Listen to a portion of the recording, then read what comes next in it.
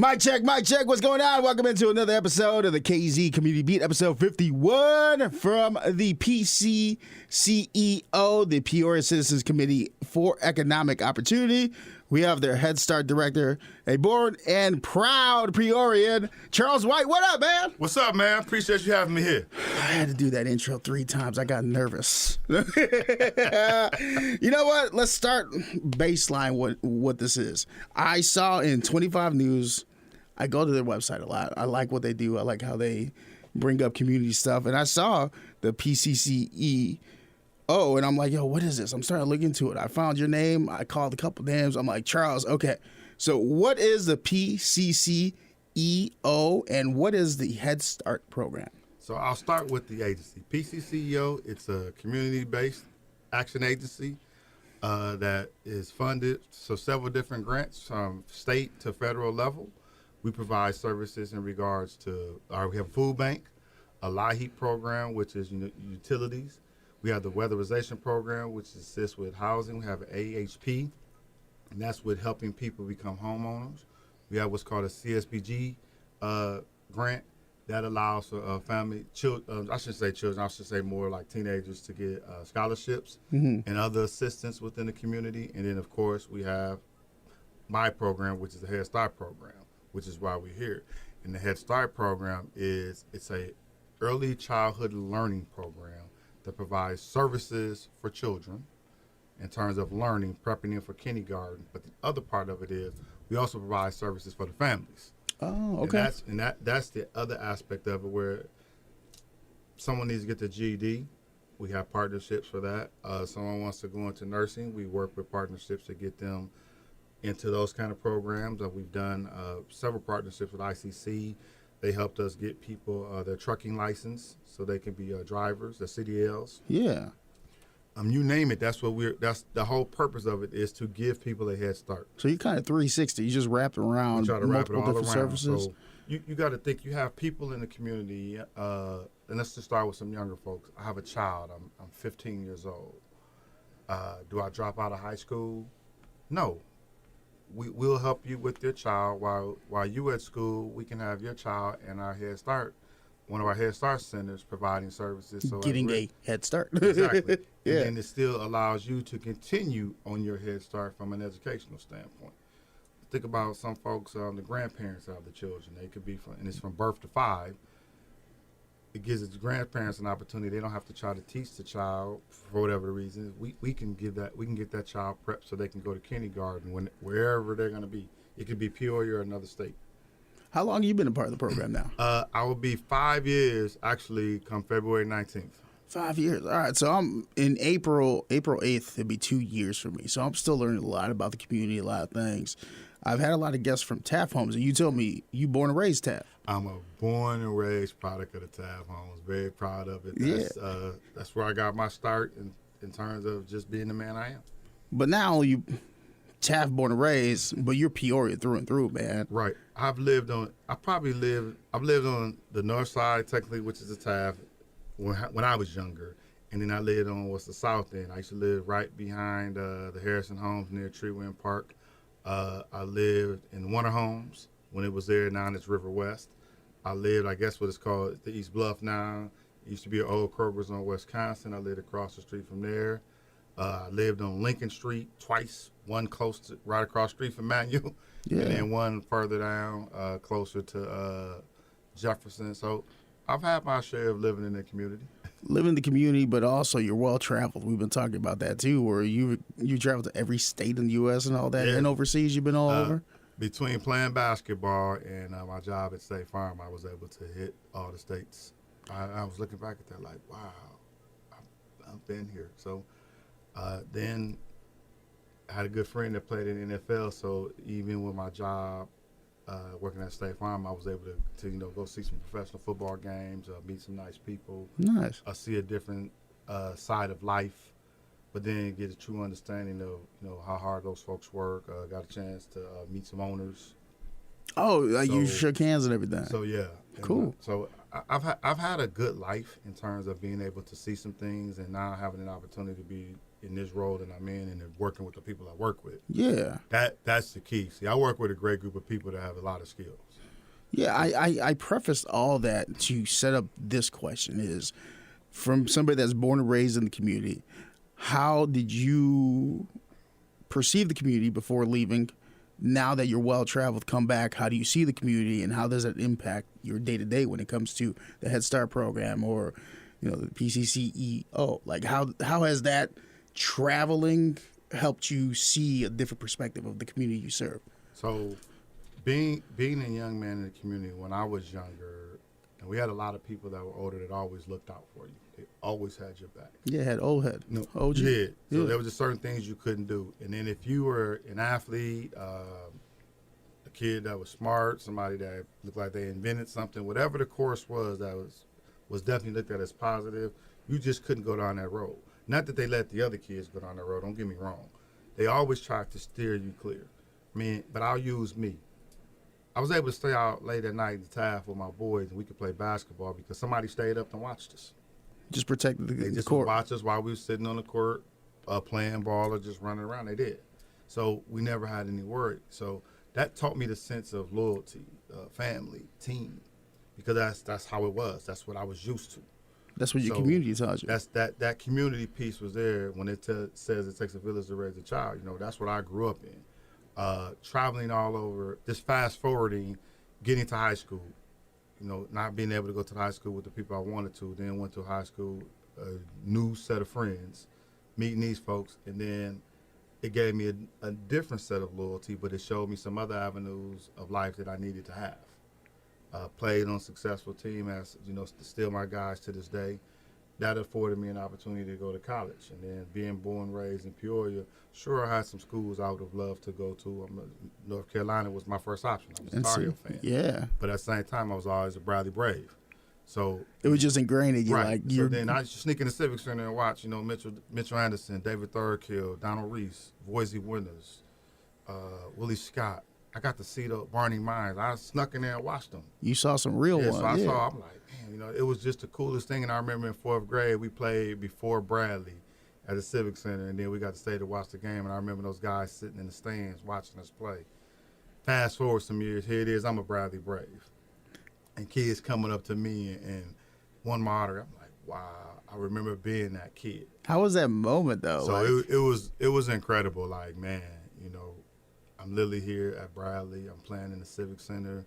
One of my best friends named Jerry Alexander, still my guy to this day. We just saw each other last week, and we were just talking about him coming into the game, sneaking into the games to see me play. And I'm like, man, I left you tickets. And he hadn't even realized I was leaving them tickets, and he finally pulled was the like, hood thing out. I'm like, bro, you don't have to sneak into the game, man. I got you tickets. Just come on. Nah. But he always came and had my back, and I don't know how he sat behind the bench, but that was my guy, and it's still my guy. It's like my brother. So when I look at the community then, I'm like, I wouldn't even be sitting here talking to you because I had all them. My big cousin, Gregory Lilly, he had my back. He would be on me, man. I can't even begin. It takes 2 shows to talk about how he was on my back to ensure that I didn't go down the wrong path. And I got my butt to playing basketball. I stayed out of trouble. I got to Bradley. I always give my big cousin his love because he did. My family as a whole took care of me, but I'm looking at it just from the male perspective right now. Yeah. He took care of me. My mom and my aunts, they did, and my grandmother, that's a no-brainer. It's different, though. Like, Right. As a growing man who's understanding his limitations and possibilities in this world, to have a male mentor that's years older than you telling you, like, hey, I've fumbled here. I've had errors here. I've made poor decisions. And this is what happens when you do that. Like, it changes you, man. It did for me. So you fast forward. I travel. I go to State Farm. I work there. I'm a father. So I'm seeing all these things. I'm like, wow, man, this is what they doing in this community. And I come back home because I still lived in Peoria, but I just traveled a lot. So I would come back and I'm like, wait a minute, this is so different than what I was used to. What happened to the things we used to do? What happened to the kids? Peoria changed in the time you were traveling. Yeah, Peoria changed. First is the baseball diamond in the middle of downtown. Oh, yeah, the Chiefs, yeah. Right, I'm like, wait a minute, that wasn't there. They played out in Miami Field when they built this. kids not outside playing, just playing outside, just period. Yeah. And You'd be able to tell who was where by the bikes outside. exactly. All that, Then you yeah. look up, and then I'm like, wait a minute, how are these nice basketball courts empty? Like, so then that's my passion. Like, well, wait a minute, these courts would have been full when I came up. Like, you went to Proctor Center or Carver, if you lost a game, you could be really good. You may not play for the rest of the day. I've seen people get into fist fights because they lost, because they knew, man, man, we 10 games down now. Mm-hmm. I mean, emotions run wild. Right, yeah. because you just wanted to win, and it wasn't even nothing personal. So you fast forward that now to the role I'm in working for PCCEO. And here it is, this community action agency that provides all of this services to the community. Like, wow, these folks are giving back. But when I was a kid, I remember because my aunt worked here. Long before I did, I had a relative who worked in this same agency. Never in a million years did I think that I would be working. You would end up here? I just would have never picked it. And then to be put in the role that I am in terms of the Head Start side of the agency. So now you're telling me I get a chance to work with great people, and we get to help families at the start. We have an opportunity to put a big input, a positive input, imprint, I should say, not an input, I would say an imprint on this family. Yeah. So by the time that child gets to kindergarten, that family's progressing throughout the child's educational career and the family's own life span as well, we could make a great impact on that. How great could that be? So that's we start looking at it from the standpoint of a lot of the violence and stuff that we had going on. We need to make sure that, okay, let's try to see where we can start here. Because some of the kids that have been in certain situations, I'm sure we probably got their little cousin or brother or sister in our program. So having that opportunity and having the ability to say, okay, hey, you don't have to worry about childcare in terms of learning, because Head Start is not a daycare, it's a learning center. Mm-hmm. We got you. I got 6 locations. One of them, we should be able to accommodate you and your family. So we can take care of that now. You can focus on working. Well, we got Webster Center, Annie Joe Gordon Learning Center, Woodruff Career and Technical Center, Trey Pavilion, ESL. We had Tree Wind, but that changed. That's CityLink now. That's CityLink now. Open. And okay. Then we have our Sheridan Center. Sheridan Manual Academy? Yep. And then I see the CityLink here on your website. Exactly. So you have those centers, and what we're doing right now is we are focusing on Peoria proper. Ensuring that we get there, but our program is for Peoria County. And like when I was doing the opening of CityLink, there are people who live in Bartonville, Hannah City, which is still part of Peoria County, Chillicothe. They may work in Peoria. So imagine you working here, but your child's learning is, 40 different minutes community. away. You at work now. You got to race home or something. But picture you being able to bring your child with you into the city. Drop your child off at that learning destination. Now you can go to work, and then you have the ability to pick your child up, and then y'all go home together. You could probably do lunch too if you're still within the like if you had time, yeah. I want to swing by the center just to see what's going on, to read to the kids. It's so many things we can do with families. It's amazing. And that's when they started Head Start a long time ago. When President Lyndon Johnson did it, was to give families struggling from a financial situation an opportunity to be on par, for the children to be on par when it was time for those kids to go to kindergarten. Then they added the aspect of helping the entire family. So that's what we do. That's what our community action agency does. That's what PCCEO is all about. It's not just that one program. It's all of us combined providing the service in the community, and we heading in the directions that we should be. So I was hyped. I'm excited about the fact that I'm sitting here doing this. My wife's in education. I would have never thought I was going to do that. And I'm like, man, I don't know how she do it. That's tough. So I get why she do it. So what was the final grabbing aspect in life that you're like, oh no, this is where I'm supposed to go? When I first took the job, I was like, I'm probably going to be here for a little bit, and I'm going to go find me something else. This isn't my field. But what drew you to it? I was working at State Farm. I got laid off after 25 years. Then I went to work for Walmart, and I started climbing the ladder there in terms of the managerial path. Yeah, you bouncing back. And then Mr. Bragg, which is my guy, he offered me a position here. And he knew I didn't have the experience, but he was like, you could get this done. So I always have to give him his credit. And having the ability, then when I got here, I just learned. Just quick on it. I went to the trainings.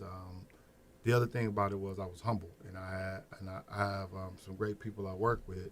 And one of the things one of the persons that worked with me said to me was, you got to look in the mirror. You want people to change, you got to do some changing too. So that's when I knew I was supposed to be here, because when I did that change and started addressing the staff the right way, everything for me personally now, because we're talking about me at this point. Yeah. That's when I was like, I'm in, all in. And I remember a lady telling me, she's like, once you hit whatever that point is, you're not gonna ever want to leave. They may offer you another job somewhere, but you're gonna want to stay, because I'm actually in a role that legitimately could change someone's life. Yeah. And I've met people that have been part of Head Start that have such successful careers. The top person at Head Start, the president of Head Start nationally, our national leader, was a Head Start student.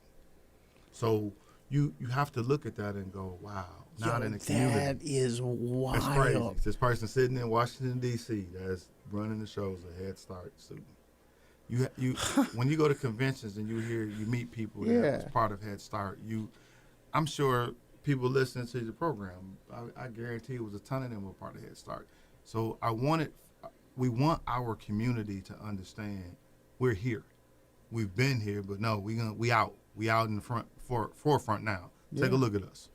Come and work with us. Our goal is to solidify our partnership even better with Peoria Public Schools, because we're in 3 of their centers right now, and we're so grateful for the fact that we have that wonderful partnership with them.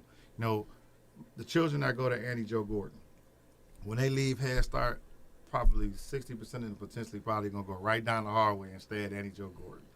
So that's not like they're in an unfamiliar setting. I mean, all of those things factor in. So you got to start somewhere. We want to change the community. When we were talking prior to getting on the air and just looking at the community and some of the things you were doing, we got to let these young folks know, okay, there's a different way. You can come, young folks can come and volunteer and help at the Head Start centers. People in the community, we are looking for partnerships. You can come and read the kids. I think people sometimes think it's all about money. One thing about Head Start, your time is just as valuable to us as your dollar. Why is that? Because having money, you always definitely need to be able to do. Let's be real. In order to do some additional things, but your time is valuable because I have you.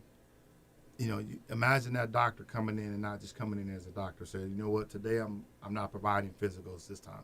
I'm coming in because I just want to read to the kids. Spend quality time. So I'm going to spend some quality time in this particular center because it was close to where I was at. I like it, so I'm going to go read to this classroom today. Next time I come back, hey, I want to offer you all physicals for children because I know they need physicals to be a part of your program. That's part of our partnership with OSF. We have 2 full-time nurses that work for us all year, take care of our facilities. The other part I want people in the community to understand is I want them to come and look at our centers. My goal is to get some partnerships where, let's say someone lives close to our center at Sheridan, and they go in there and say, you know what, I really like this center. So my thing is, well, how about you sponsoring the center? I'm like, well, what does that mean? It means you could financially provide financial assistance, or you can give time. And then that's one of those will say, well, you know what, Charles, I really can't do this, but I want to sponsor a classroom. So this classroom is sponsored by XYZ, and they've donated blankets for the classroom, they had the funds so we could get new cots when it was time to change them. Whatever, new rugs, this part of toys. Because it's a community, it's for the community. You're building a community. Exactly, and that's what PCCEO is. It's for the community. Yeah, it's for Peoria County, and that's why when you saw all that coverage to open up the CityLink. Mm-hmm. So just think about it. We have a center at CityLink. We have a partnership with CityLink. We have a bus that's wrapped, just like I'm sure you've seen logos and Planet stuff on Fitness. it. Yeah, we have a city bus that's wrapped with Head Start stuff on it, promoting our brand, giving information so people can contact us to enroll their children. it's just a great opportunity, and I'm just so excited because I just see 2024 being, we're positioning ourselves to do what we should be doing and more. And what better way to do it is to be a part of the community. I mean, a year ago, you and I didn't even know each other. No, not at all. You happen to have an opportunity to see something that we were doing, like, wait a minute, I like what they're doing. You literally just saw it on 25 News. I was like, oh, wow, look at that. I called you within maybe like 45 minutes we were on the phone. Exactly. And I'm like, hey, I'm in. Yeah, I didn't even have to sell you on Right. it. I'm You're like, what nope. you need? I was And like, he was like, you know about me? I'm like, I listen to your radio station too. Because I do listen. And then I'm sitting there going, I want the community, I want Peoria community first and foremost. I'm starting small in a sense of understanding where we are. And I want Peoria County to understand that we're here now and we're working our way to get to you in terms of getting out there. But if you work within Peoria itself, come and check out one of our centers, or let's get together so we can see what we can do in regards to potentially maybe getting a center out there. Because maybe instead of having X amount of classrooms in one center, maybe I just reduce 2 classrooms and open up a center there, same number of kids, but I got a center there because you need our services. yeah, you have an area now that's going to be covered. Exactly, because you think about it, okay, instead of a place having 6 rooms, okay, I'm like, well, do we need all 6 here? Where do these people live at? Well, half these folks live in Bartonville, just for the sake of example. So you're driving from Bartonville, dropping your child off at CityLink. Wow, so if I took these 2 classrooms, predominantly they live in Bartonville, and I opened up a center in Bartonville. Think about the convenience for you from a family standpoint. Oh, yeah. You have to look at that. Think about the familiarity for the kids. So now you're learning. I'm in my environment as well. All those factor in. Not to say that you shouldn't broaden your horizon. Trust me, we're going to do that. But travel, yeah. But it's less travel for the family. We're talking about families still having some financial difficulties right now that need our services. So let's do everything we can to ensure that we're helping them. Well, there's also a big point of conversation also that, like for me, I use myself as an example. I was in Chicago radio. Things were great. I was loving it, right? But then life happened. COVID happened. My position got terminated. I had some savings, but eventually I had to go on assistance. And I remember for the first time in my life, I felt shame, like asking for help.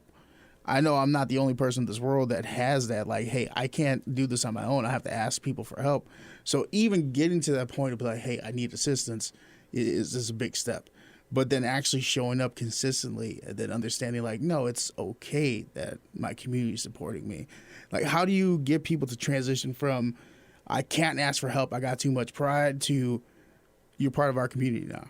So that's part of when we do the enrollment. That's when you go to the people that work at Head Start, and I'll just start right there. I have a great group of people, and one of the things I said to folks is I need you to be Team Head Start. Not Team Charles White, not Team XYZ, Team Head Start. That means that you're going to follow the fundamental principles of what Head Start stands for. That means that we have to meet people where they are. You have to make those folks feel comfortable when they come in, because they're coming in and sign up their most prized possession. The other part is now I'm about to ask you some personal questions that you may not want to share. So now we need to create an environment where you're comfortable sharing that. And one of the things we were able to do is our administrative offices for Head Start are at 616 Abington. It's called Woodruff Place, right across from the old Woodruff High School. That facility now, when parents come in, they have somewhat privacy. They can share information if it needs to be to the point where they need to go to a conference room to have a conversation. They can do that because we have the space. Everything in the building is new. It's nice. Aesthetics matter. People like to come someplace and feel comfortable. Make them feel safe, comfortable. Exactly. Yeah. The other part of it is they may have to bring their child with them, right? Or children. Well, we have a play area in there. So while you in there completing all of the business aspect of the Head Start program and signing and doing all that, we have a place right there now your child can play. So you can be vulnerable in that moment, right, rather than seeing your kids watching. Your kids over there playing. Now you can have this conversation, and you're looking like, wow, the staff made it a point to ensure that we had a play area for the kids. It's the small things that some of us may not take in consideration can bring comfort and support in a moment of feeling very vulnerable. Exactly. the simple piece of you make eye contact with someone and just say, "Hey, how you doing?" or "Good morning," or "Good afternoon," or "Hope you had a great day." Well, it's like people who experience homelessness. Like you'll a lot of people walk past somebody that is displaced, and you take away that humanity aspect from them. You know, It is, but the other part of like people don't think about you're homeless if you have to stay with a relative. It's not your house. What if they decide that you can't live there anymore? true. Like no one ever thinks of that stuff. I had to move back in with mom's during COVID. That's no longer technically speaking, it's not your house, but at the same time, it's still home. But mom might be like, you know what, you got to go. Now what? Yeah, So, you can overstay your welcome, moms. absolutely. So She won't say it, but you'll know it. You just kind of look like, man, she ain't getting no groceries. He didn't pay no bills. Right. So it's time to leave. So one of the things that we do is we never ever make people feel less than what they are. We're no more. It's vital. Yeah. We're no more important than you. We're actually here to help you. That is our responsibility. If someone, have people say thank you, I'll be like, you're welcome. But no, really, I look at it, no, thank you. Because you're actually trusting us enough to allow us to help you. Let me ask you this. You said 2024 is going to be the year you guys make the staple in the community, right? This is the year you feel. Yes, I feel it. And you also said that, was it your aunt that used to work there? Yes. Now, how has the organization evolved and changed from the years of your aunt was working there, now you're there, now 2024 is being primed to be the year you guys make a big impact in the community of our members that need assistance? The change is the way the organization is set up. When my aunt worked there, 7-Eleven was just it. That's what they had that I knew of. And the Head Start used to be in the main headquarters not too far from here in a little bitty space. Now we have 6 centers. Six centers around Peoria County. 6 centers around Peoria. So you think about that. You have more employees that work here. On the side of the building at 7-Eleven, it says people helping people. That is a true statement. That's what we're supposed to be doing. You're supposed to be doing that in everyday life. But in our jobs, what we do on a day-to-day basis, that's what we do. Our LIHEAP program for energy assistance, it's the best in the state. But people don't know that. They are the best in the state. Yeah, I don't know anything about that. Can you tell me about that? So for our LIHEAP program, it's energy assistance. So they help a lot of folks with, their Ameren bills. Which right now, that is like one of the biggest issues. They're about to be listening because they're about to start up another one of their events coming up later on in the month.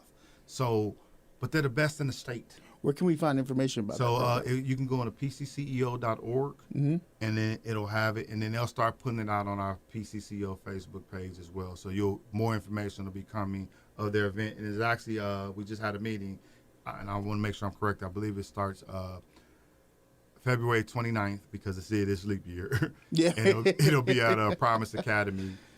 Starts at 8 a.m., but they could look online and find it. I mean, I work with somebody right now that's one of my peers that has the best program in the state of Illinois. The best because program, they're the best. You can stand on that. I can stand on it 100%. That's why I'm telling you right now. Yeah. I work with a food bank that we all day long in 7-Eleven parking lot. You got people coming in. We're giving away food. I work with Miss Robin Grantham, who's working to get our families that are living in some of those facilities that we own, working to help them become homeowners.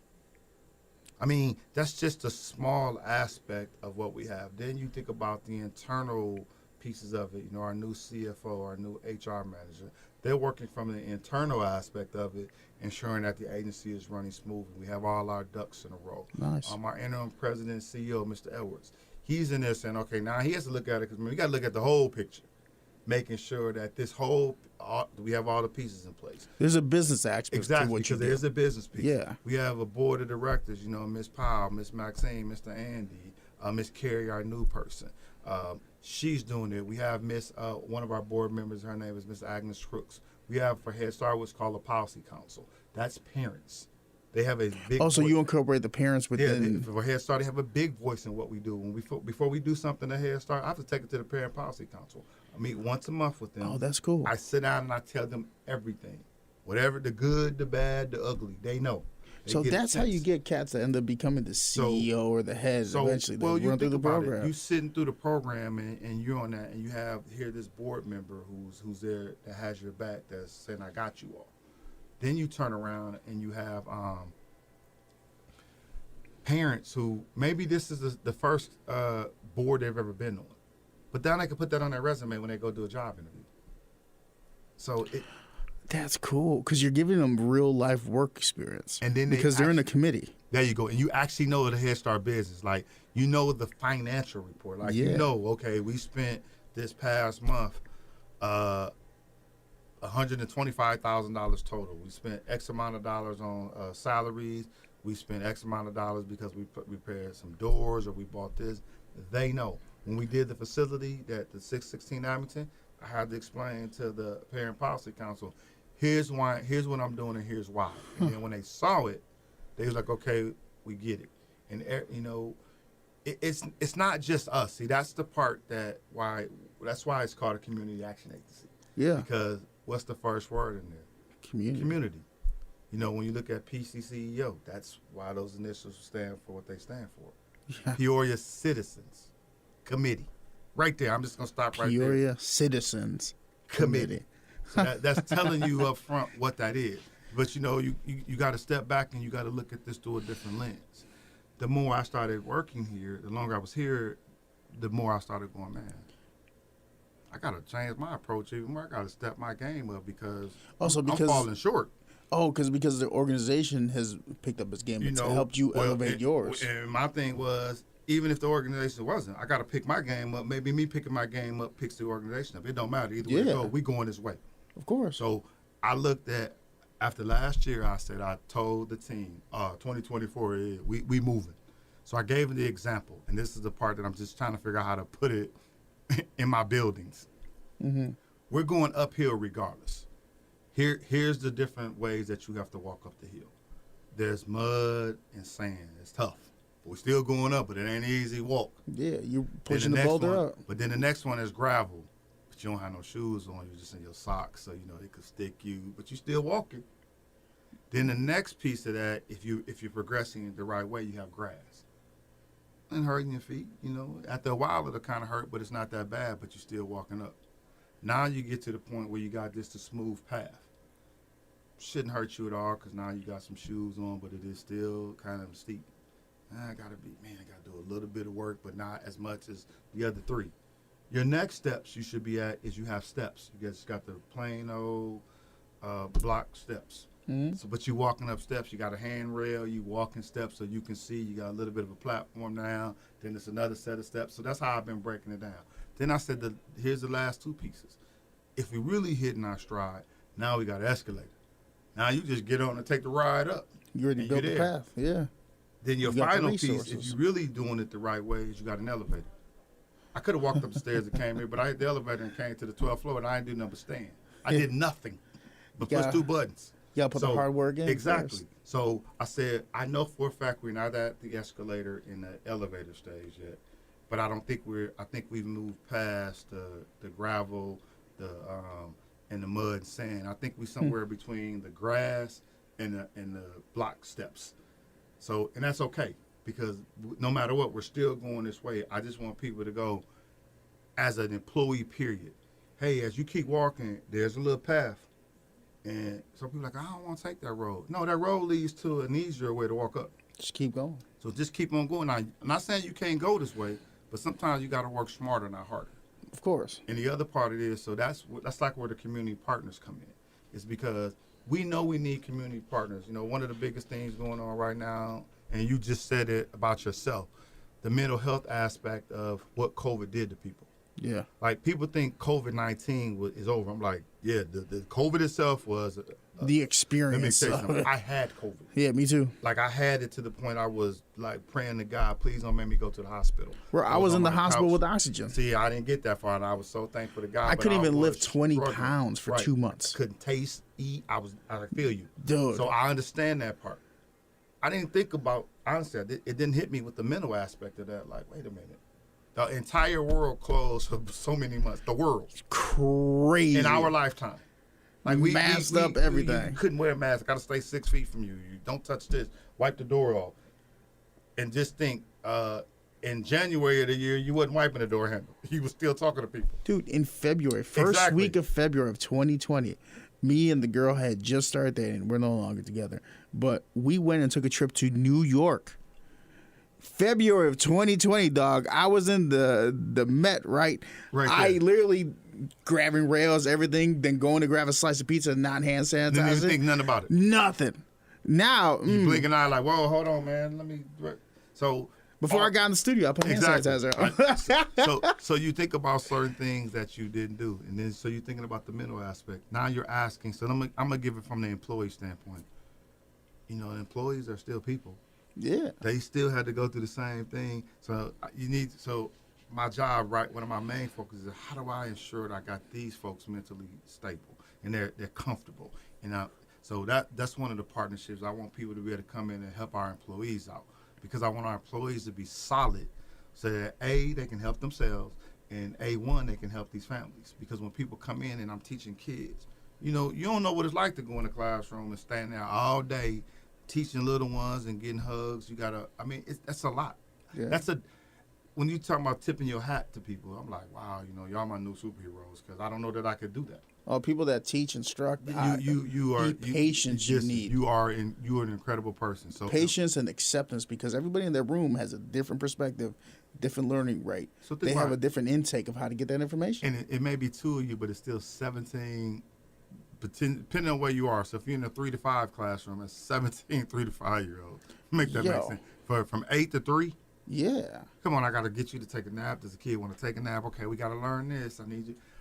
And then you don't know what the child came to school with.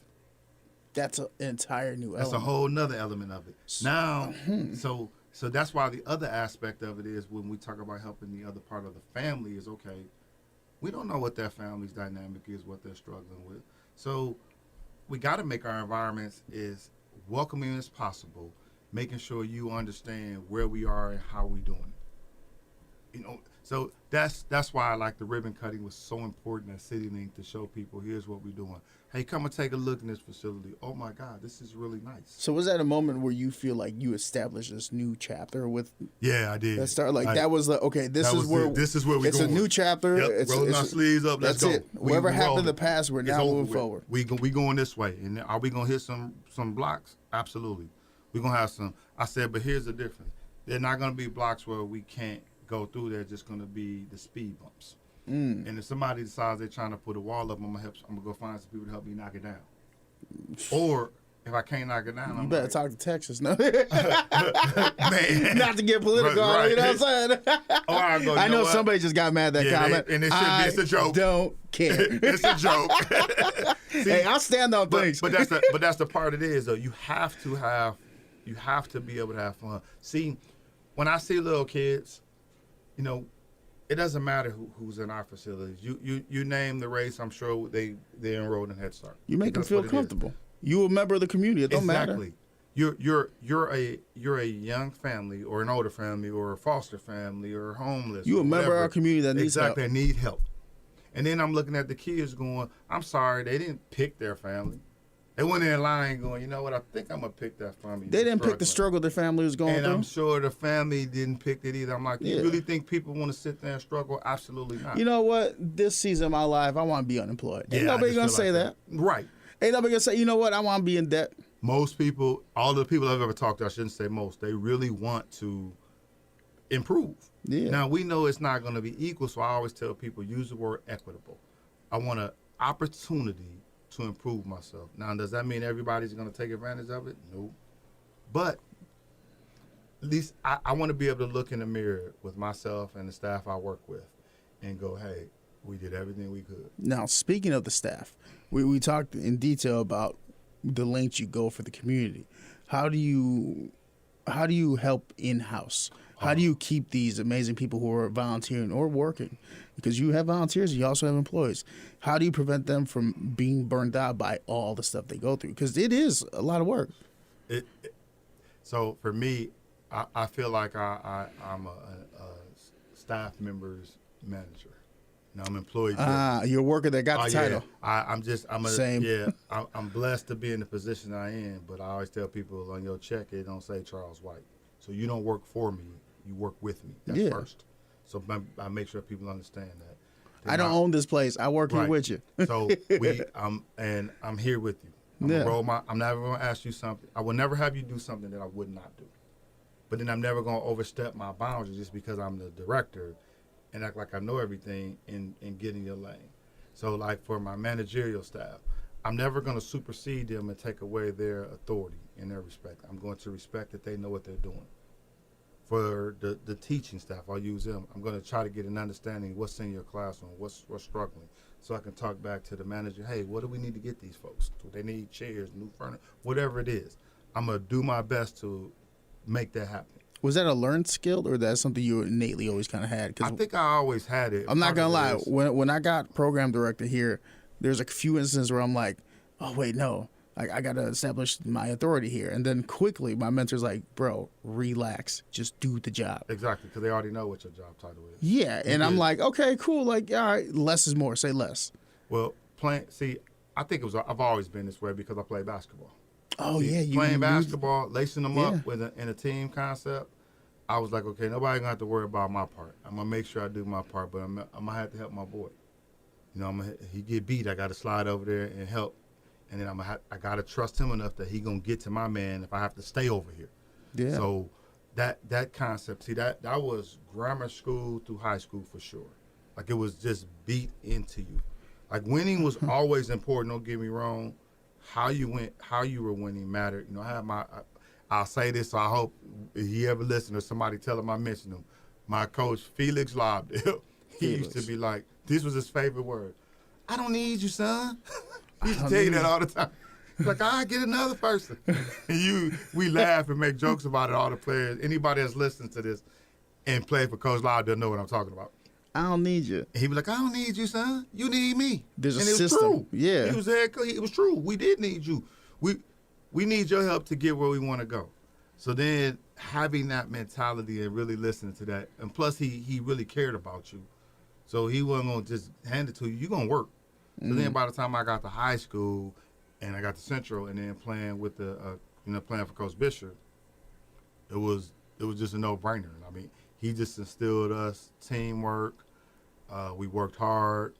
We had a good time. I had a good group of dudes that they lived in a different world than I lived. And my experiences were different than theirs. But at the same time, we had more things in common than not.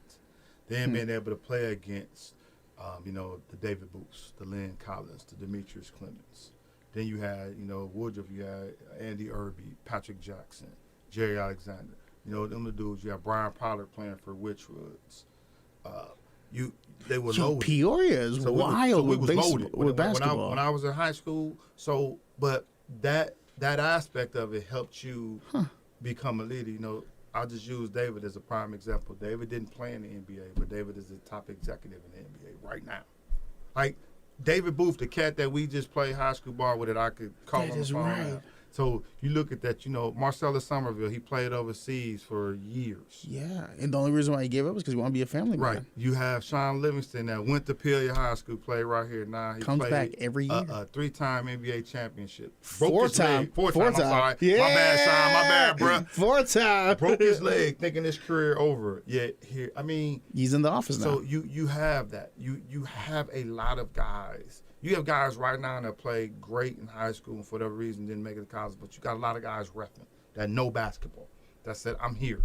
I'm going to put the time in. So that's what I went to a game and I was like, man, I don't even think the parents know who this dude is. I went to a game and some old school cats know Pat Pollard was refereeing. Pat Pollard was a monster at Richwoods. But if you didn't pay attention, them was the dudes that you looked up to. Manuel had a ton of guns. Central has some guns. Yeah. One of my guys to this day is Steve Harvey. He's an old Central alumni. Steve Harvey made sure I got to open gym every day in the summer. I don't care what he was doing, where he was at. Steve, I need a ride. Stop everything, take me to open gym. I don't make it to the open gym. Do I make it to Bradley? I don't know. See. So when I look at that small thing, exactly. So for me to go now, you asking me, for staff, I'm going to war for y'all. Only thing I ever told staff, and when you and I had that conversation, we was walking in here. Just don't let me get blindsided by something. Yeah. If I'm finna take a bullet, please let me know what I'm taking the bullet for. What I said, my management style is, If your shit don't become my shit, I don't give a shit. Just don't blindside me with shit. Let me get beat down, and then I'm trying to figure out like, okay, what just happened here? Especially something we can prevent, because one thing about the Head Start portion of it, we have a lot of flexibility, because Head Start strictly wants you to help these families. There's no parameters. There's no like you got to meet. But they give you a guideline, which is called the Head Start Program Performance Standards, and it's just here's what you need to do, but they don't tell you how to do it. So it's like, it's one of those where I'm gonna give you the whole 12th floor, and I'm gonna give you $10 million. You can do it the way you want to. Stay within these parameters. Oh, that's blessed. So now you just have to make it work for what that's when you do a community assessment. You do a self-assessment. You do those. Community assessments are done every 4 years, I believe. But the self-assessment is annually. Now you just look and say, okay, what did we do wrong? What do we need to course correct? Oh, yeah. And then you got to have a lot of humility. So in order to be, to me, see, there's managers and their leaders. Supervisors, managers are the same, and then they're leaders. Supervisors and managers are picked. Leaders are not. Because you don't have to be in a supervisory role to be a leader. But now, are there some characteristics that overlap? Absolutely. That's true. Now, if you want to be a great leader, then you better be a great follower. So sometimes you gotta step outside of your crown, put it on the table, and go sit at the table and listen to the other person, because he or she has the skill set and the knowledge. That's how I work with the folks I work with. That's why we have a great time. Like I said, we work really hard. I mean, if you could be in some of the meetings that staff have, it's funny sometimes, and they always call me petty. I've seen them get heated. Then it'd be lunchtime. Time out. We gonna go back to this. Hey, what we doing for lunch? And they would eat lunch. But as a heater is just super passionate. It's like, passionate. Hey, yeah, but I think like this is gonna work. They digging deep, because I believe mine. But then they go eat lunch together. It's not personal. They finish eating lunch. They get right back in the room. Boom. But you know what? When they come out at the end of the day, they have an agreement, because their whole goal was, they always remember, we got the same mission. We're a team. Which is the best way to do it. And they figure out. And sometimes, you know what? You win. Sometimes you win. Sometimes sometimes it's both of ours. Sometimes it's neither one of them. I mean, and that's what you have to allow people. You have to allow people to make mistakes, just not the same mistake. And then you can't just beat somebody down because they've made a mistake. And then you have to set it up so that they have opportunities to grow, to learn, to train. So that's my role as well, is to make sure, okay, does everybody have what they need? And then, do I understand what you need? Yeah. Do I understand what you're doing? Do I know what I'm doing? See, I don't have a problem saying I don't know. Oh, I say it all the time. But I'll find out, and I'll learn. Hey, I'll be honest. Sometimes say I don't know when I do know, so I avoid a conversation. And I'll be honest with you. Now, that's I'm not gonna lie. And I'm opposite of that. I'll be like, I don't know. And then if I know it, I'm like, well, let me tell you what I know. Now, if you find out something different than me, I gotta learn that. Then come back to me and let's talk about it. Because the whole purpose is success. Yeah, we're true. At the end of the day, I'm supposed to be helping families. That is true. That's my job. Yeah. And at the same time of helping those families, I'm supposed to be helping the staff too. Because if we're really doing a great job, I might lose a staff member because all of a sudden he or she goes to work for this company. It may be in the private sector, but they help people. But you know what? But that's where you got your parent committee. But then, hold on. That staff member too, what do you think they're going to remember? They're going to come back and help Head Start. Wherever they're going, like, no, we're going to help my people, because they know. Mm-hmm. Because this was a better opportunity for me and my family, and you should take it. But I want you to get there, but I'm praying that you look back like, hey, I got y'all. So carry us in your heart. Exactly. So I want people. That's my whole goal. I want people to want to work for PCCEO. Period. And then get into that and look and see what is the best place for you. Where does it look like you could lay your hat at and work hard. Speaking of, I mean, let's look at the volunteer opportunities you have available. We have administrative assistants, we have fundraisers, interns, mentors, special events committee outreach, volunteer guest speakers. Now, talk to me about some of these opportunities we have for volunteer, like sales pitches. So for volunteers, I'm definitely I'm gonna be a little pro Head Start right here. Mm-hmm. Is volunteers can come in to help set up events that we try to do for family. Volunteers could be people that come in and say, hey, we're gonna give you services to help people with financial assistance. We're gonna do volunteer hours to teach people how to interview. We're going to do volunteer hours because we want to address people with some mental concerns because of COVID-19 or whatever else it is. We want to do volunteer hours because we just want to make sure that your classrooms, they have all the materials that they need so you could teach the kids. We want to provide services, volunteer services from a health standpoint. Yeah, we know you got 2 nurses, but we also want to make sure that your kids have this. We have a company right now. We did what's called Alphabet Eat, and I think I'm saying it wrong, but they come in and they do different recipes with healthy food for families. Oh, nice. Yeah. You know, because people don't realize this. You know what the most expensive foods are? The foods that are healthy for you. It's cheaper to get some stuff that's not healthy, but the healthy foods cost more. So they'll show you how to get healthy foods inexpensively and make meals that actually taste good but are healthy for you. So that, you know, because we got to look at the future. Like one day somebody going to be taking my place. Mm-hmm. You know, I'm a father of 6, so I'm hoping that I'm doing a great job showing my children, okay, hey, look, you know, people like, I don't want nobody nothing. Yes, you do. You owe. Now, how are you going to pay? We all owe. I'm sorry. The minute we came on this earth, we owe. Oh, yeah. So how you paying back? That's the question. That's the self time. Right. So you got to look in the mirror. So that volunteer piece it's big. So, and if anybody wants to volunteer, you can call 309-671-3960, 309-495-5254. You can come to 616 Abington. You can walk right in the door, push the button, come in. Our receptionist will say, hey, how can we help you? You can say, hey, you know what? I saw on your website, I heard on the radio that there's volunteers. I just want to see what's available that I can do. We're going to ask you, hey, what do you do? We need people. I mean, how it's just can you help? So, right, because it's not. So I always go, it ain't what we got for you. What would you like to do to help us? What skill sets you have here at the openings? Because your skills, there isn't a bad skill that I've seen. You know, somebody wanted to come and volunteer. Hey, you know what? I want to help twice a week because I want to take out your garbage. I know you got some people to do that, but I want to help. Come on. Like, there's this cat on TikTok right now. I forgot what community you're from, but dude takes all the young boys and teaches them how to work on the car, like after school program. But it's just him on TikTok. Like, all right, guys, if you look on the inside of the car door, you're gonna see the PSI. You're gonna see what it is. This is what it is. This is where the oil is. This is how you check it. And he's recording it just so people can see, like, hey, all it takes is a small amount of knowledge. You may just know how to change a tire, but you know what? There's 5 other cats in this room that don't know how to do that. There you go, right there. So if you have the skill set to help with cars, and you're like, okay, you know, I'm not going to charge people a lot of money, or you know what, I just want to help. Hey, you know, Charles, I can help a couple of your people out do stuff on their cars for free.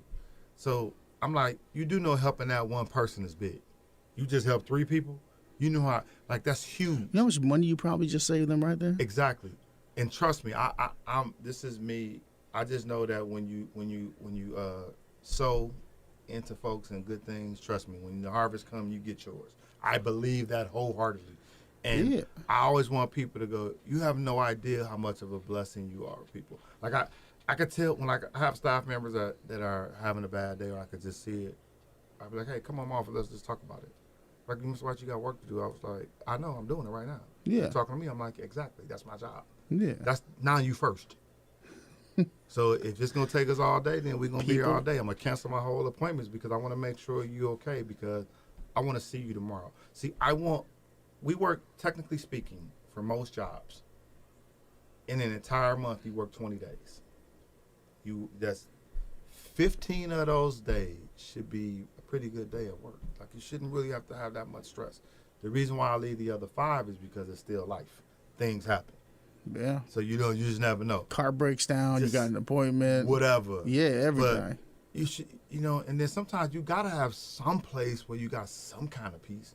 I don't know if your home life is stressful or whatever. I don't need to make your work like just as stressful. Like, you need some kind of place where you could go. That's one of the reasons why when I did the move. That's one of the reasons why, we're trying to, we did CityLink. Our Sheridan Center was the newest city. We're trying to go to each of our centers and make the classrooms environments. Like when I go to a classroom and I speak to a teacher, just I'm going to say hi, I always knock on the door. Respect. And it's like, why you knock on the door? You the director? I'm like, because I'm knocking on your office. I said, if you come to my office, would you knock on the door? They said yes. I said, so if you're gonna knock on my door, then I ought to knock on your door. I am no more important than you are. We in this together. No you, no me. Mm-hmm.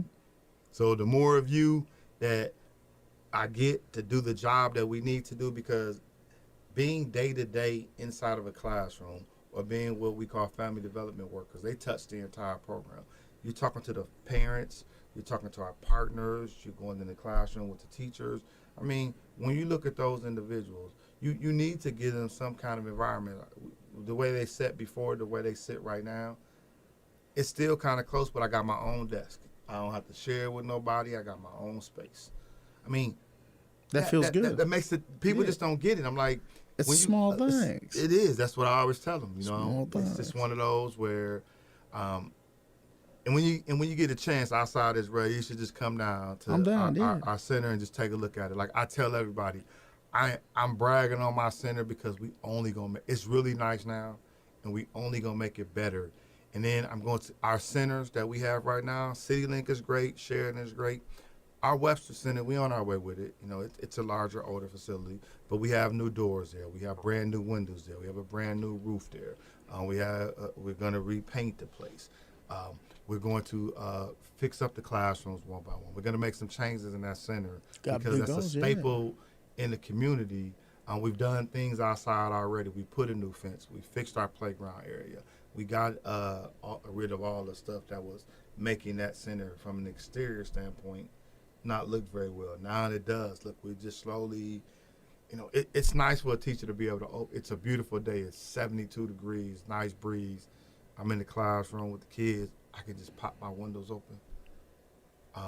You know, law enforcement, they look out for us. They ride past our centers. They make sure that, you know, it's safe. And, everything's copacetic. Yeah. So that's the community piece when you go back to the volunteers, and even when you're talking about the kids that wanted to do the programs, you know, just because you're in high school don't mean you can't come down to Head Start. I'll find something for you. I'll get in the rules, and it's something that this kid can do. You do community service hours for high schoolers? Then that's what we're actually trying to work on. Right now, we're actually trying to start with college and trying to get, because I know the education field is kind of going down, but trying to get the internship when they need to do their student teaching hours is to do it at our facilities.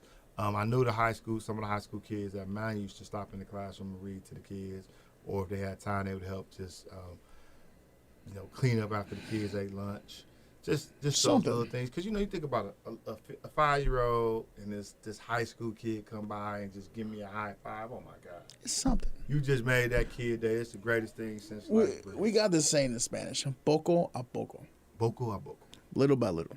So it's little by little eventually becomes a lot. Little by little. So I got 2 questions for you before we wrap up, maybe 3. Okay. We learned about from the Taft to across the states, you rubbing elbows, you finding your purpose here in Peoria after years of figuring out where your skill set is best utilized. We learned about your mentors. We learned about how well you try to manage this entire operation and how you try to give people that safe space to let the steam and stress off. But when that's all said and done, you still go back home to 6 kids and all this. How do you keep your sanity? Well, first and foremost, all 6 don't live in my house now. 4 of them are adults. And it ain't me. It's the woman that I'm married to. She's the godsend. My wife, she's actually working on her doctorate right now. Oh, yo, big ups. And that's what I told her. And she's like, I'm struggling, honey. I was like, if anybody can get it done, it's you. Trust me. And, she's been in education forever. So she has all the skill set. So, if I wanted to go home and complain, I'm like, how can I complain? And when I listen to what she's encountering and what she's doing and what she's encountered all of these years, then watching her, I don't know complaints. But you still have that stress. So how do you I do, go? and I realized. So I've learned to just really, I'm like, I can't take this in the house, and then we share everything. And then one of the things in our house we try to do is we try to have family talks and just put it on the table, and be upfront with each other. Transparent, like, hey, this is what Pop's going through. Sometimes you don't like it. We make fun of each other. We do that.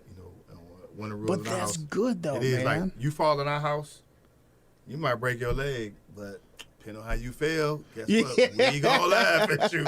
And You let the ramen fall on you, my dude. oh, you burn up, and it could be from our mothers. Like we don't spare nobody. You know, you would burn up. My mom and pops you are shit burn up. talkers. Yeah, we That's where I that's get how it it is. from. We keep it 100 in there. Yeah. You get in trouble, like, I got two 14-year-old and a 17-year-old in my house right now, and it's like Hatfields and McCoys. See, Like, bruh, come on, y'all. But then when one get in trouble, me and the other one, we about to pile on because you in trouble now. And then you going to be so mad at us. But then when it's your turn, oh, you gonna let it out? then we going to get you. You gonna let it ride? One time my wife. Why are you laughing? Exactly. Well, I'll never forget, my son was supposed to be doing something, and my wife is walking up the stairs. I know she at the top of the stairs. I am sitting there doing nothing. And all I hear, Charles, you better not be her. And I was like, I ain't even doing nothing. I'm like, man, you done got me hollered at for this. Bruh. Oh, that's how we gonna do it? Like, my kids be like, Dad, you ain't gonna help me? I was like, look, man, I only known you 14 years, bro. We ain't been in it long enough for me to take your side. I've been hollering at you. I'm sticking with my wife. You gonna leave one day. Hey, honestly, dude, one time my pop came home and he forgot to take the trash out. My mom was already annoyed by something. She's like, Rosalio? And he's like, I'll give you $10 to take the blame. Like, let's go. I'm like, my bad. He asked me to do it. I didn't do it. She yelled at me. I got the $10. I'll take it, dude. Yeah, Bruh, I'll take the fall for pops. Hey, you just like this. Look, y'all gonna pack up and you gonna go get your family one day. It's gonna be me and mom. So you right, I'm finna take mom. And she right. At the end of the day, that's your mother. Well, I don't want no smoke. I don't want no trouble. I asked this because, like, my pops is 64 now. He's not retired, and he did the same thing you did. He left, whatever happened at work, I never saw the stress on him. He come home, how's your day? All right, it's good. How was your day? And it would automatically, he wants to see us happy, so he wouldn't deal with it. And like if you, and a lot of dudes do that. Hey, if you talk to my wife is like, he is pro kids. I'll be like, yeah, I am. I'm biased. Part of it is because of the missing piece that I had from me and my father. So I never wanted my kids to feel that way. Like I used to ask my kids, well, how's it feel to get a hug from your father? And they would look at me like, it's normal. And at first I hurt my feelings, then my wife had to tell them, Dad don't remember what it was like to get a hug from his dad. Yeah. So for you, all it is normal because he do it. But, my oldest son, he's 31 years old. We still be like, I love you, Pops. Like, we don't care where we are, who in front of us, because I'm like, that don't make us any less of men. It's just the point of, I need you to know I love you. I need you to know I got your back.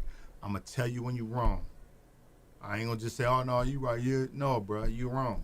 You got to own it. That's what we do. My kids can, I told them, y'all got to stick together. You got to call each other out on your wrongs. Yeah. So reach out to each other. It's just a great dynamics. My wife didn't have the first 4 kids. But when we are together, who would know it? You only know it because I said it, but you wouldn't know. You just wouldn't know. Yeah. So when I look at Head Start, I'm like, that's just a part of my family. When my wife she's teaching at her school, that's part of her family. Those kids matter to her. We looking at that. We get on our kids like these kids would kill to come and live with us. You don't have it tough. You don't know what that look like, for the bro. comfort you have right now. Trust me, people are crying to have it. Yeah. So I don't want to hear that. But that's just what we do. We keep it real. Do you see the humility being instilled upon them as they see the work that you and your wife are doing? I think overall, yeah, they do. It's starting really to. Do. You don't feel like it is, but I always tell my wife, I'm like, trust me, they know. It may not seem like honey, but believe me, like our oldest, he can tell his sibling this. Our daughter, she went to college. Now she works for the college that she went to. Nice. My youngest daughter, she's finishing up her schooling. My second oldest son got his master's degree from Western. Hey, dude, yeah. But my oldest two went to college on basketball scholarships. I said, hey, this is a means to an end. You use the skill sets that you have to give yourself a legitimate opportunity in life. Yeah. Now, as you do that, if you can help somebody, help them. Don't just take a job always for the money, because after a while, I can assure you that it ain't gonna be fun. I have done some jobs in my life that paid great, but creatively I felt starved. He was like, okay, I got to get out of here, because you eventually great opportunity, man. But at the same point, like doing something that doesn't fulfill your soul, it kills you. And people think that's a joke, but I was like, I didn't realize that really till I started working here, and then, like I said, working with the people I work with. and being in this environment of Creating helping the extensions of your community, family, I'm dude. like, this is great. And then seeing the people that I grew up with and telling them where I work, and they're like, oh man, you got this. I remember this piece right here. I was working at Walmart. So I think I'm coming from State Farm, big job, making all this money, and I'm stocking shelves at Walmart. And I remember the dudes I work with like, man, this ain't the best to you. I said, absolutely not. And I remember people seeing me like, if anybody gonna bounce back, it was you. You good. But my whole, my biggest worry was I was concerned that if they walked down the aisle I was stocking, they weren't gonna give me credit for how good my aisle looked. I was like, man, I wanted to walk. But like it's my the man pride. aisle. Like my aisle looked great, bruh. Yeah. And that matters. People they looked at Walmart one way, and I looked at Walmart like this is the number one retailer in the world. You do know you can climb the ranks and have a pretty good life. So I always just try to look at, I'm an optimist. I just like, hey, yeah, it might be tough now, but it ain't gonna be tough forever. You didn't take it as the most, you took it as opportunity, Yeah, I'm girl. like, okay, it happens. State Farm gave me 25 great years. They helped me take care of my family. Now here go round two. And then in the midst of round two, I had a plan. I said in 1 year I'm gonna be at the time it was a co-manager of the store. That was my yearly plan, and I was on my way. 2 months got a promotion. 2 more months got another promotion. This job, a twofold and fully transparent, was I hadn't had a job that worked Monday through Friday in about 20 years. Oh, snap. And to be able to go home, like, and not work on the week, I hadn't had that. Even when I worked at Walmart, I worked second shift. Worst shift in the history of the world. So whoever listened and made that shift, shame on you. Shame. It's bad. It's just a crime to have that shift. Also, whoever created the 2-day work weekend, shame. Yeah, really should have 3-day work week, but that's a different story. And I did. Now, the plus was I was off Friday, Saturday, Sunday. I mean, we're not going to talk about that. Yeah. but yeah, man, like, you know what? I see it because I like your perspective on the world, because for me, that was a learned skill. When I got let go from my radio station in Chicago, I was working GameStop, Ace Hardware, Menards. And at first, I did take it as a big ego hit. And I had to learn as a dude, like, yo, this is still an opportunity to make some income. I'm still keeping my resume padded, doing things. I'm learning something on the fly that I probably wouldn't have had the knowledge to learn while I was working in the ivory tower. Now I'm doing the real job, and I'm learning humility. Like, don't get me wrong. Now, it still was a little tough. Like, man, I lost my job. Really, how could they do that to me? But I wasn't going badmouth. Do you have the identity crisis? Because I had one huge when I lost it. My wife said I did. I feel like I didn't, but remember, she could see a lens I couldn't. So I'm sure I probably did. Probably wasn't. I think when I started climbing at Walmart, because I enjoyed going to work. Like I didn't mind. You had purpose. And things sometimes to do. I would get off it'd be like 2:00 in the morning. I would get home, shower, then I'm up in the 2 more hours because I'm cooking my kids breakfast. Then I'm probably taking somebody to school. I always took my youngest son to school because he just didn't catch the bus, so I took him to school. Then I would go home. So I mean, when I look at it, there's a reason why I'm here. Everything happened to me because now I can share this story with folks and go, it ain't over yet. Yeah. And I mean it just like that. Like, my words just like that. It ain't over. People like, no, it's not over. No, it ain't over. I'm coming from the dude in the Taft homes telling you it ain't over. When I said 2024, we rolling. I mean, we gonna get here. I tell my staff we gonna roll our sleeves up, all of us, not just Head Start, PCCEO, and we getting it in. And we gonna be a place where people want to work to help this, and we're gonna help this community. And I'm talking about the county. And we're going to look back and we're going to keep going so that we're going to leave this place better than what we got it. So when it's our time to step away and the new blood to come in because, life changes, technology changes, they're going to have a foundation of, okay, it's grit and grind. We're going to have a good time while we're doing it, but we're going to have some blood, sweat, and tears. Mm-hmm. But we're going to be successful. Yeah, again, it's a speed bump. It's not a roadblock. Because in roadblocks, see, that's the part people don't think about either. When it's a roadblock, what does the sign say? Detour. Didn't say you couldn't get to Walmart. You just got to go this way now. Yeah. Okay. Dead end. Go somewhere else. That's it. Yeah. So I always look at, it's a detour. It's another bridge to go over. Man, I didn't even know they had all this when I went this way. Now you just realize, because you're so used to going this route, it's something else over here for you. But you don't know. There's a blessing in the redirection. Exactly, because you don't know what you don't know, and it's right. And that's what people have to realize is that every last one of us on this planet, and then I'm going to go all the way back down to our community, we have an opportunity to make a difference each day. And it does not have to be something that's put on TV, just the simple things of, it's a commercial that used to, I think it said Random Act of Kindness, where the very first two people somebody said good morning, hi, and then they passed it along, and by the time you looked up, it like 20 people spoke to each other because of these two interactions of hi.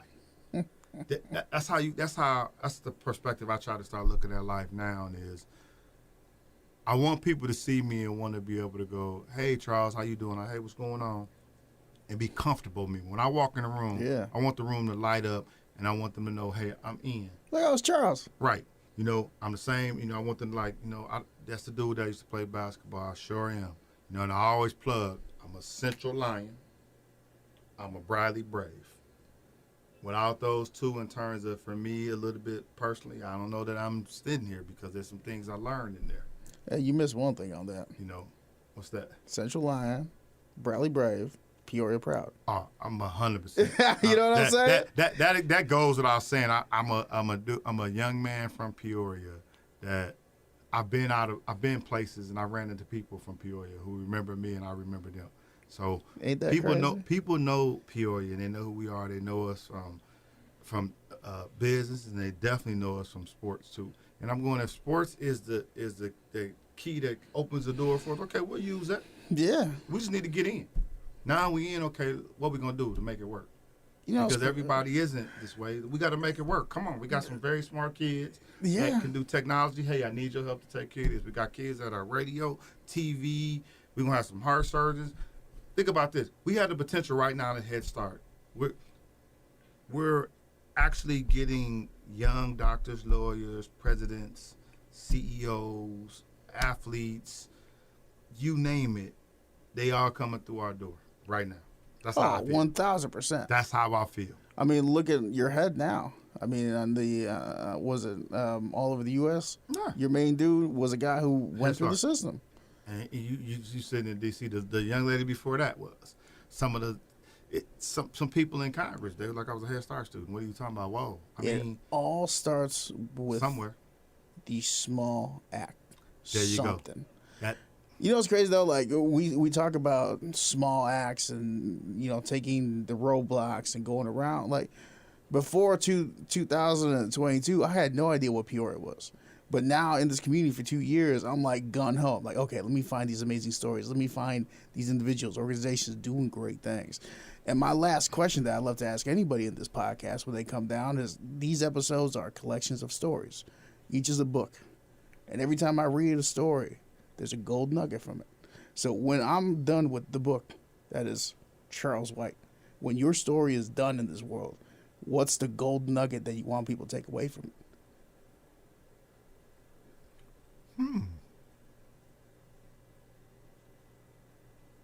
He always thought about the next person. The next person mattered to him. If I had to have a gold nugget, yes, the next person mattered. Pass it on.